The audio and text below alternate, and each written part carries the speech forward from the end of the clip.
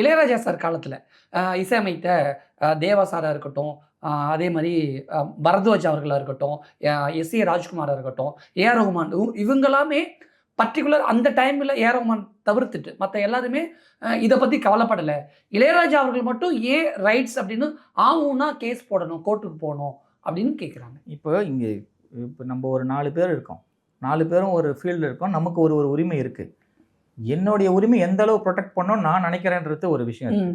So ஒருத்தர் அந்த உரிமையை கிளைம் பண்ணாதால் எனக்கு அந்த உரிமை கிடையாதுன்னு அர்த்தம் கிடையாது. நிச்சயமா எனக்கு அந்த உரிமை இருக்குது, நான் எங்கே நிலைநாட்டணுமோ அங்கே தான் நிலைநாட்டுறேன். இதில் முக்கியமான ஒரு விஷயம் பார்த்தீங்கன்னா, ஜென்ரலாகவே உங்களுக்கு எல்லாருக்குமே தெரியும், மீடியாவில் வந்து எல்லாரும் ராஜா சார் இஸ் எ பெர்ஃபெக்ஷனிஸ்ட். அவருக்கு வந்து எல்லாமே ஒரு சின்ன நுணுக்கங்கள் மாறக்கூடாது, எல்லாமே சரியான விஷயங்கள் இருக்குன்னு நினைக்கக்கூடியவர். ஸோ அவருடைய ரைட்ஸை பொறுத்திருக்கும் அவர் ஆராய்ச்சி பண்ணி அவர் அந்த உரிய ஃபீல்டில் என்ன விஷயமோ அதை எக்ஸ்ப்ளோர் பண்ணிவிட்டு சரி இந்த ரைட்ஸ் நமக்கு இருக்குது அதை எஸ்டாப்ளிஷ் பண்ணலான்னு நினைக்கிறாரு. அவர் அது எந்த ஃபோரமில் கொண்டு போகணுமோ அங்கே தான் இன்னைய வரையும் கொண்டு போயிட்டு இருக்காரு. ஆனால் இந்த இடத்துல என்ன ஒரு சின்ன ஒரு நெருடல் அப்படின்னா, இளையராஜா சார் கூட இசையமைத்த சக இசையமைப்பாளர் தேவா அவர்களாக இருக்கட்டும், எஸ் ஏ ராஜ்குமாராக இருக்கட்டும், பரத்வாஜ் இவங்கெல்லாம் அந்த ரைட்ஸை கேட்கலையா அல்லது பெருந்தன்மையாக விட்டு கொடுத்துட்டாங்களா அல்லது இதெல்லாம் எங்களுக்கு வேண்டாம், இதன் மூலமாக இருக்கக்கூடிய லாபங்கள் வேண்டாம் அப்படின்னு ஒதுங்கி நிற்கிறாங்களா தெரியல.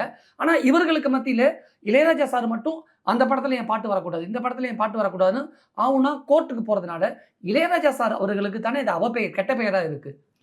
அவப்பெயர் வருதுன்றது இதில் நல்ல பேர் எவ்வளோ வருதுன்ற விஷயம் இருக்குது இல்லைங்களா. அவப்பெயர்ன்றது ஒரு பார்ட் வருது. ஒரு விஷயம் நம்ம செய்ய போனோம்னா, ஒரு உரிமையை நிலைநாட்டுறன்னு போகிறோம், ஒரு லீகல் ப்ராசஸ் கொண்டு போகிறோன்னும் போது 2 தரப்பு இருந்தால் தான் ஒரு கோர்ட்டுக்கு கேஸ் போகும். ஸோ வாதி தரப்பு இருக்கவங்க அவங்க பக்கம் நியாயம்னு சொல்ல தான் போகிறாங்க, எதிர் தரப்பில் இருக்கவங்க அது குறை சொல்ல தான் போகிறாங்க.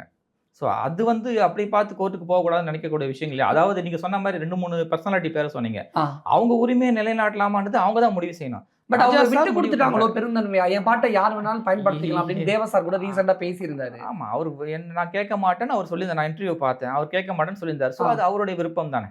அவருடைய உரிமை இருக்கா, எவ்வளோ அளவுக்கு அதை விட்டு கொடுக்கலாமா வேணாம் முடிவு செய்ய வேண்டிய கெப்பாசிட்டி அவருக்கு இருக்கு. அந்த பொசிஷனில் அவர் இருக்காரு. இசை உலகத்தில் 2-3 ஜாம்பவான்கள், எல்லா ஜாம்பவான்களுமே என் பாட்டை யார் வேணாலும் பயன்படுத்திக்கலான்னு பெருந்தன்மையை விட்டு கொடுக்கும்போது இளையராஜா சார் மட்டும் விட்டு கொடுக்காம கொஞ்சம் அடப்பிடிக்கும் பொழுது அது சாருக்கு தானே அது ஒரு இழுக்கு, புகழுக்கு.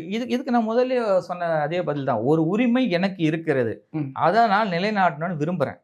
எனக்கு இருக்கிற உரிமையை இன்ஃப்ரிஞ்ச் பண்ணுறாங்க, என்னோட ரைட்ஸை இன்ஃப்ரிஞ்ச் பண்ணுறாங்க, என்னோட கிரியேஷனை மாடிஃபை பண்ணுறாங்க, அதை டிஸ்டார்ட் பண்ணுறாங்கன்னு நினைக்கும் போது, அதை ப்ரொடெக்ட் பண்ணணும்னு நான் நினைக்கும் போது எனக்கு எந்த அளவு ரைட்ஸ் இருக்குது லீகல் ப்ரொவிஷனில், அதை நான் கோர்ட்டில் எஸ்டாப்ளிஷ் பண்ணி